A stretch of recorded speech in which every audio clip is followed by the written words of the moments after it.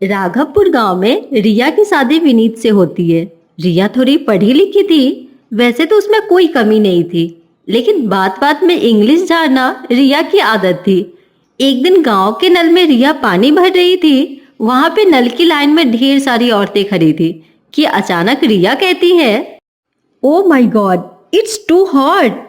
तभी पास खड़ी औरत बोल पड़ती है, अरे आई बड़ी हमें हट बोलने वाली, अरे तू हट यहाँ से, पहले मेरी बाल्टी है तो मैं ही पानी भरूंगी।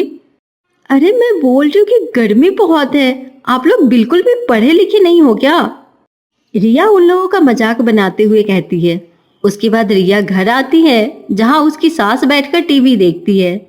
अरे बहू सुन तो जरा, तेरी शिकायतें बहुत आ रही है। ये तू बात बात पर लोगों के सामने जो इंग्लिश झाड़ती है ना, लोग तेरा मजाक बनाते हैं।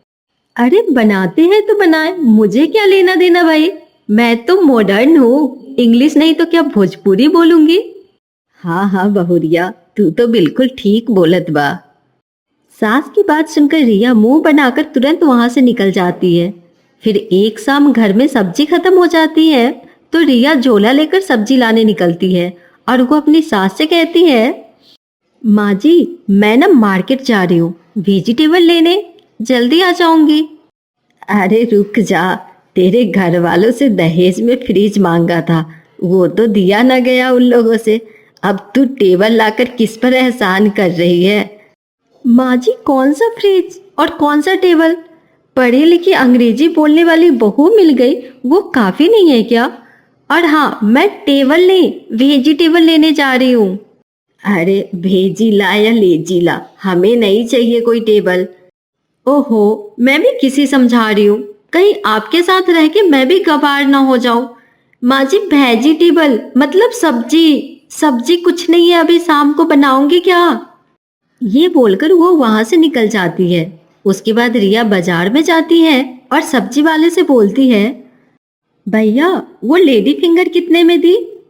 तभी सब्जी वाला उसे घूर कर पूछता है, अरे देखो बहन जी, थोड़ा बहुत तो हम भी पढ़े लिखे हैं, ज्यादा ना बकैती मारो। लेडीजन क्या होती है हम जानत है, और फिंगर भी हम काहे दे दे अपनी घरवाली की उंगली। अब चलो निकलो यहाँ से। भैया ये हरी हरी क्या है, मैं यही मांग रही हूँ। अरे बहन जी आप बहुत ही गबार है, भिंडी बोलत है इसको। अब जल्दी से बताओ कि कितनी देनी है इसको, टाइम ना है हमारे पास इतना।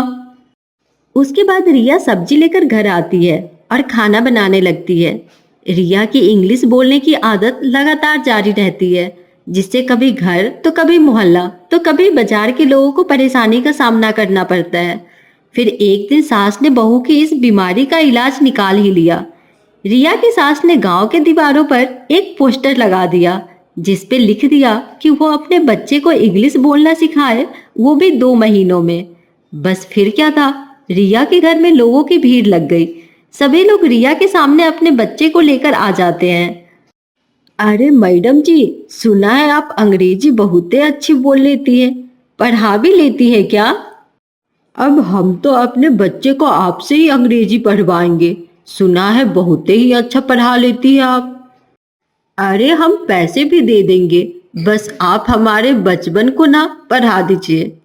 रिया एक साथ इतने सारे बच्चे को देखकर सोचने लग जाती है, अरे वाह इतने सारे बच्चे, एक बच्चे से 100 रुपए भी लेती हूँ तो पर चाइल्ड 100 तो कितना होगा? वो मन ही मन में कैलकुलेशन करती है। और अब रिया ज्यादातर गांव के बच्चे के सामने अंग्रेजी झाड़ती रहती है और सास सास तो चैन की सांस लेती है।